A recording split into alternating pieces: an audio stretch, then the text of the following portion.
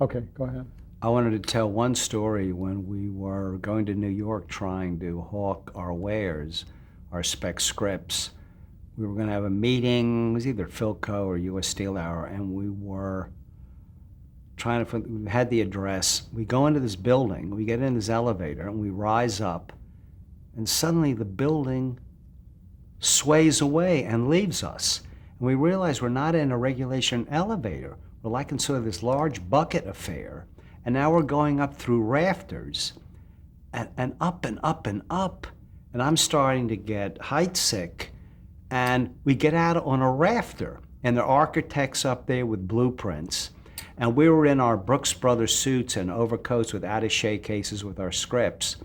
And they thought, you know, there were hard hats working all around, riveting and everything. We got the wrong address. We went up in the wrong building. And they thought we were architects, not writers. I mean, we felt like such fools.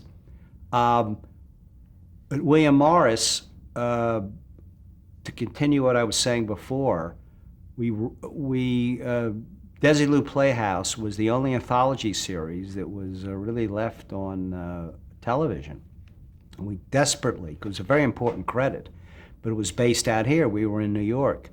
So we asked our agent to send out our script chain of command, which was based on our Army experiences. And he refused to do it. Oh, I don't like the script, I don't want to send it. So we had gotten friendly with his secretary, a man named Bernie Sohn. I'll never forget Bernie. And we said, look, Bernie, after he leaves one night, take the script and send it to Dorothy Hecklinger. This is the woman who originally liked our material while we were in college, but hadn't bought anything. And she was the story editor in Desilu Playhouse, so he said, send it to her. So he sent a cover letter, faked the agent's signature, sent it out there, and about not even less than a week later, telegram comes from Desilu Playhouse. They want to buy our script. And you would think our agent would have had an egg facial at that point. No, he says, it's still a lousy script, I don't like it. Desilu shot it, and TV Guide picked it as one of the best 10 television dramas of the season. And that was our entree. Right before that, we had sold 2 scripts to General Motors Presents. This was the #1 dramatic show in Canada on Sunday nights. And we went up and we saw the production. We saw shows in those days, live on tape, were produced. And we wrote a song for one of those 2. One was called Face to Remember, which was a suspense drama, and the second was called Man with a Rope. It was about a hangman and his young son. And we wrote a ballad, the Ballad of the Hangman, that they used for the show. We wrote the lyrics too. But we never went back to writing music, and maybe that's good. But that was, Desilu Playhouse was our entree to Hollywood. We came out there with a really good credit, and the doors were open. And we almost went immediately under contract to 4-Star Television. Now, in those days, people now don't even remember 4-Star. It was on a lot, which is now the CBS Studio Center lot, on Radford in Studio City. And it was an old lot. Charlie Chaplin had filmed there, the old sound stages. And 4-Star Television at that time had 12 television series on the air. It was the biggest provider of network television at the time. Tom McDermott was there. He had been the head of Benton and Bowles. He had been brought in. The 4 stars were David Niven, Charles Boyer, and Dick Powell, who was the president of the place. And Tom McDermott was the 4-star, but he wasn't an actor. And it was great. It was the beginning of Blake Edwards. He had just begun nibbling at Peter Gunn. Across the hall was Sam Peckinpah. Aaron Spelling was a young actor who'd begun producing. And this was like the halcyon days of early television. I mean, the stuff was shot fast, on a shoestring, on this tiny lot. Steve McQueen was an unknown. He was just getting started, I think, on Wanted Dead or Alive, whatever the Western series was. And they couldn't get insurance for him on a motorcycle. He had to stop driving the motorcycle, riding the motorcycle, which really ticked him off. And it was great because we got into the editing rooms. We wrote for the June Allison Theater for a very good series called The Rogues. Aaron Spelling sort of tucked us under his wing. We wrote for a Western called Johnny Ringo, a couple of them. And Aaron said, hey, if I like those shows, I'll give you a pilot. He gave us a pilot, which we wrote, didn't sell. But what was great there is after we left Four Star, we could go back to New York, because in those days, television was cyclical. It was a season, 6 months writing, and then I don't know, 4 or 5 months off. We would go back to New York and write novels and short stories. But Aaron allowed us to write Burke's Law back there. So we'd write a Burke's Law in about a week and ship it out to Aaron, and it would go on the air with no changes, which was wonderful. So we had an income even while we were in New York City writing what we considered serious things. But yeah, go ahead. Okay, I was going to say, I'm wondering how this partnership you have with Richard Levinson,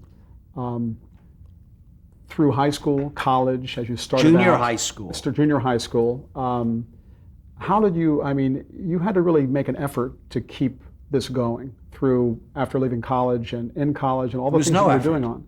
There was no effort at all. Well, how would you describe that? Because our goal was the same, and we were best friends. And we wrote easily together. I mean, writing is always difficult, but there was no effort. I mean, we were highly ambitious, and we were really directed. We knew what our destination was, and we were best friends. We'd grown up together.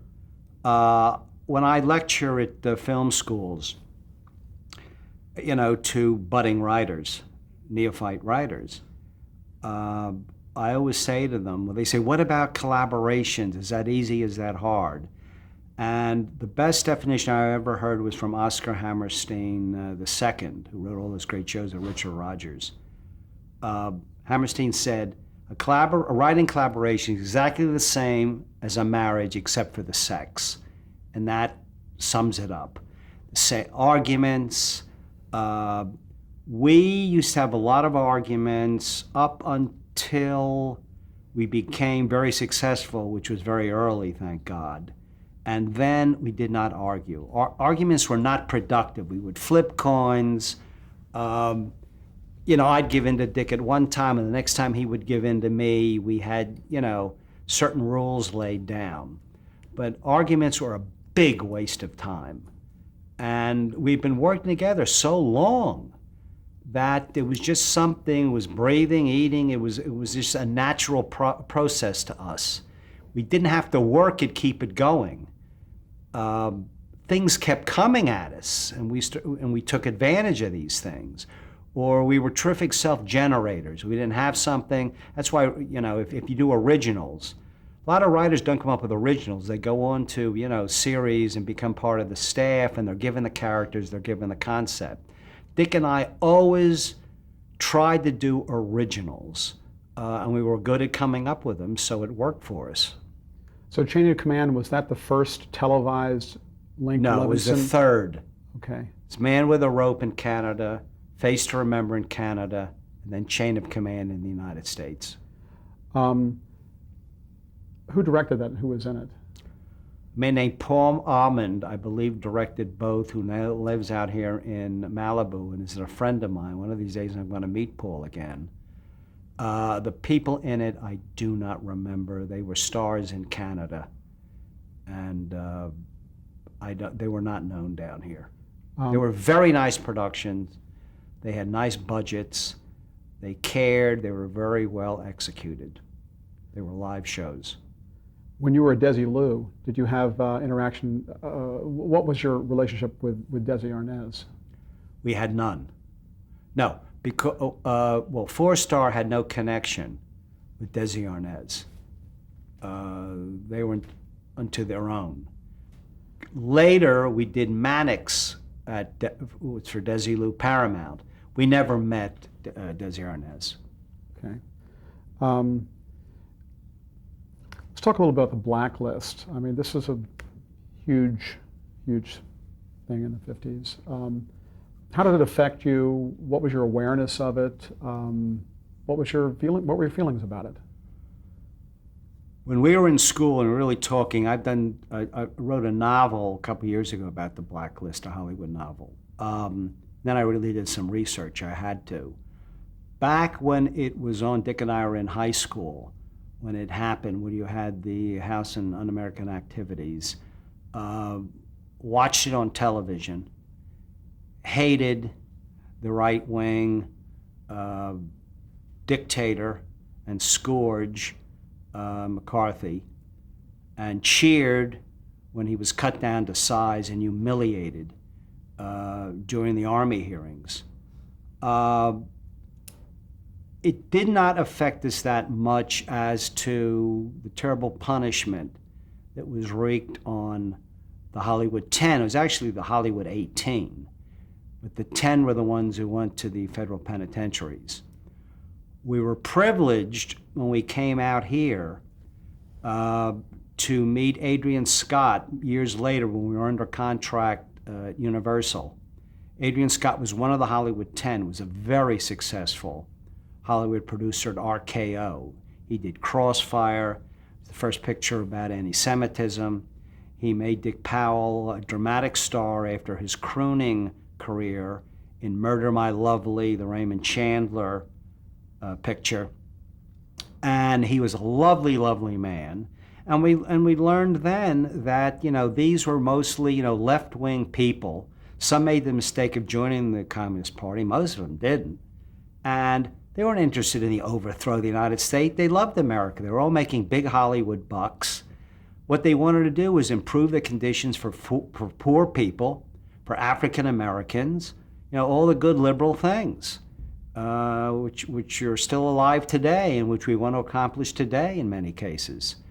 And we then, Adrian invited us to a dinner party at Dalton Trumbo's house in the Hollywood Hills. And Trumbo was still absolutely a Marxist.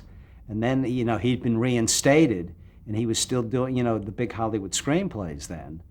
And sounded like, he was a communist. I mean, he was lecturing at the dinner table, but it was fascinating. And it was a terrible, terrible time in Hollywood in which the studios sold their writers down the river. The Writers Guild was no help. The president of the Writers Guild then was a right-winger who was in with the studios. He was a big screenwriter at MGM. Only Zanuck tried not to go along with the others, but then there was the famous Waldorf meeting in which Zanuck had to throw in the towel too. And it was a horrendous time. I think now with ageism in Hollywood, in many ways this is even worse, because writers now at 40 years old, and many other creative people in the various guilds can't get work because it's the youth complex that Hollywood has. It's the fountain of youth. And I think ageism affects many more people than the blacklist did. But it was a terrible black eye in Hollywood. Only Sam Goldwyn was the one who spoke out, who wrote to the House on Un-American Activities saying what you're doing is wrong, it's un-American, et cetera, et cetera. Hardly anyone else did. When you were at 4-Star, this was as a team with Richard Levinson. This was really the start of your relationship as producers also, or how would you describe that? You were still writing. You were writing. Our first assignment, we were story editors on an NBC show called Michael Shane, which was right up our alley because it was a mystery. It was based on a series of books that Dick and I didn't particularly care for by a band by the name of Brett Halliday, who we met out there.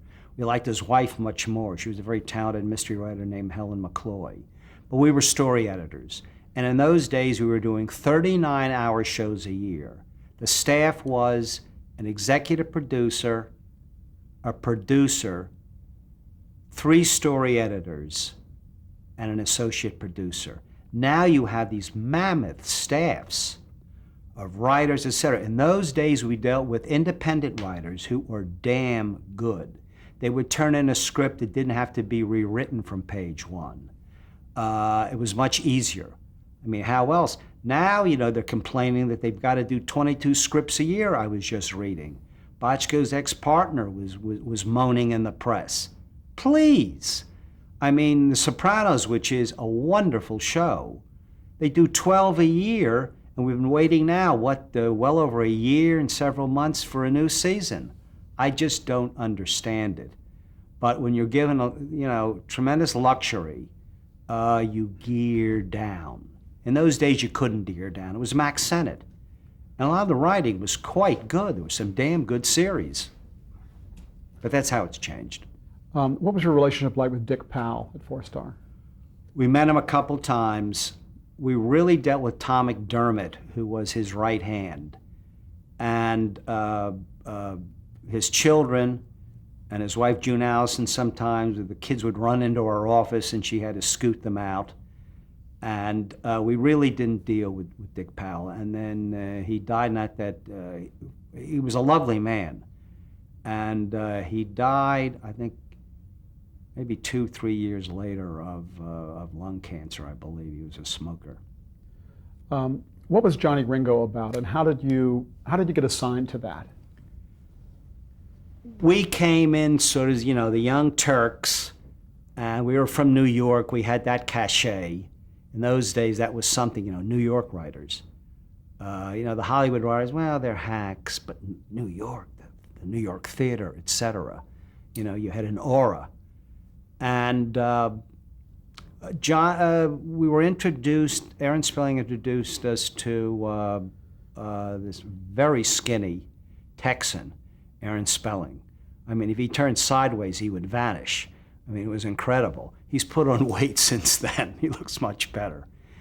But he was very nice to us, because every promise, this is our first meeting, and dealing in relationship with a Hollywood producer. And we've been warned, they're all duplicitous, they all lie. And he was wonderful. I mean, everything he told us that he would do, he did. He came through. And we trusted him. But we realized then we didn't want to do the Aaron Spelling type of things. And what happened was we were there for about 6 months, and one day, a man named Christopher Knopf, who's still big in the Writers Guild, walked into our office and said, "Leave." We said, "Leave? Why should we leave?" Because your guild just went on strike. We couldn't believe it. I mean, we were making, very good money. We were kids. And it was a 5.5-month strike. We were so disgruntled. We went back to New York City and worked on a novel. But as Dick said years later, Dick Levinson, if it wasn't for that strike, Columbo might have never been born. Because what happened was we found the one loophole in the Writers Guild contract. You could write for live television. Couldn't write for film.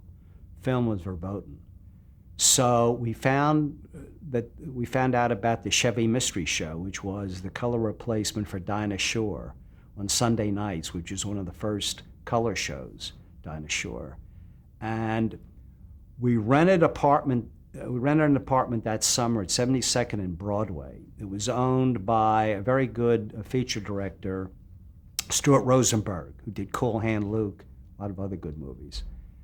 And it was a huge rent control apartment. And we sat down on the dining room table there and we wrote an original hour script called Enough Rope. You give a potential or a murderer whom you suspect of being a murderer, give him enough rope, he will hang himself. Actually, it was stolen from a Dorothy Parker book of poems. And we wrote an hour script that introduced the cop. And everything in that script, that was the true template for the Columbo series that happened much later. We wrote it on Stuart Rosenberg's dining room table. Peter Falk didn't know that until I did an event with Peter at the Museum of Broadcasting in New York, because Stuart Rosenberg was a good friend of his and directed his first Hollywood picture, Murder Incorporated, in which Peter, first time out, was nominated for the Academy Award. That stunned Peter when he found out that's where Columbo was written. So that strike was a seminal event for us, but we had no idea then. You know, it was an hour television that came and went. We had no idea the longevity and what was going to happen to it. So what years were you at Four Star? And then while you were at Four Star, Honey West came along, which was a narrow. No, later. Okay. And I could be wrong here, my memory is we came back after the strike to Four Star, and we realized that we didn't want to write the kind of shows they were doing. And Tom McDermott, ostensibly our boss, was a very nice man and said, "Hey guys, you can leave."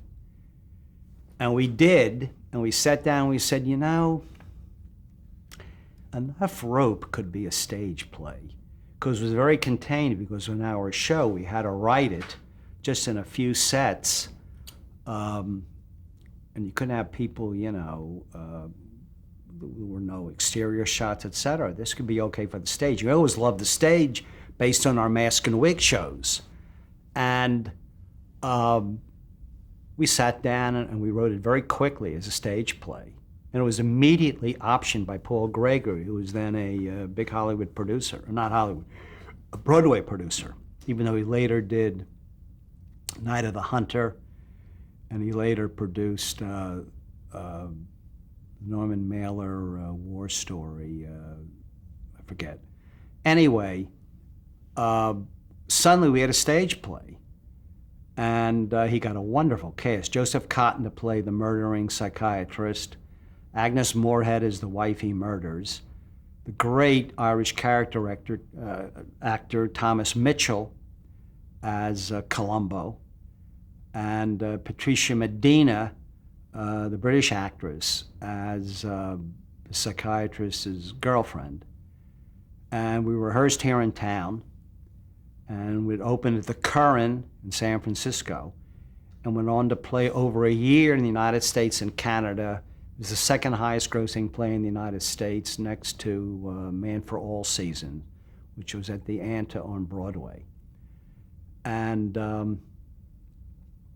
I believe the producer had booked theater on Broadway, and I'll never forget, we had a meeting with him, and he said he's going to bring it into New York, but we couldn't change anything. And we said, Paul, we have to make changes here. We're not happy. We saw that because we've seen the play many times now. We know it's wrong. No changes.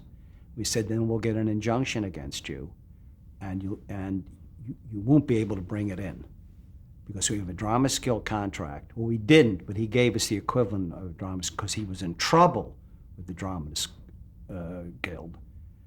And he said that Hollywood cliche, when you two leave this office, you will never work in this town again. Well, we did for the next 30 years, and he didn't. He later married Janet Gaynor, and he's still in Palm Springs somewhere. But he was very foolish. He should have let us make the changes.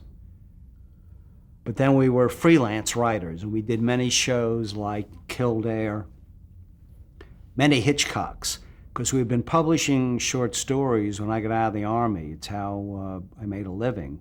We're publishing mystery short stories in Alfred Hitchcock's magazine. We adapted some of those for the Hitchcock half-hour show and the hour show. And we did The Fugitive. We did two for them. But then the freelance market back then, this was getting into the late 60s, began to constrict. I don't remember why.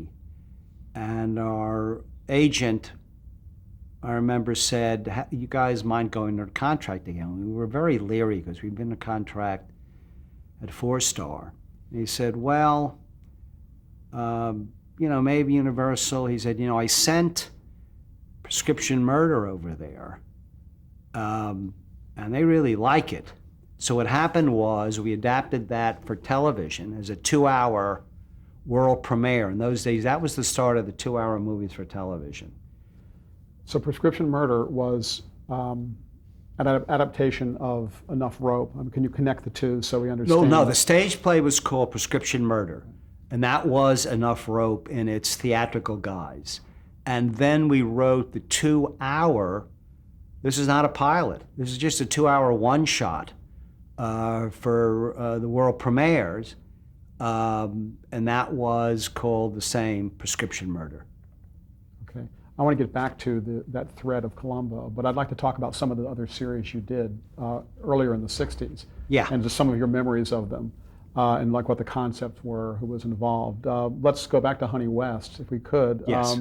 What was that show about, and was it an unusual concept at the time? It was unusual in that you had a woman star. Though she was helped, she had a sidekick, if I remember. She was sort of like a quasi-private detective who had cases and got into trouble.